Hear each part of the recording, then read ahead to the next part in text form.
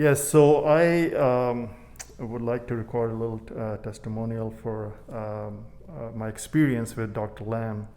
I had a wonderful experience with Dr. Lam actually for my hair transplant. And I went through FUE before 13 years ago. I wasn't satisfied with my results. Then I went through SMP 3 or 4 times. I wasn't satisfied with my results. And then I did extensive research to find a good hair transplant surgeon, and I was lucky enough to ended up with Dr. Lam, and he took care of me.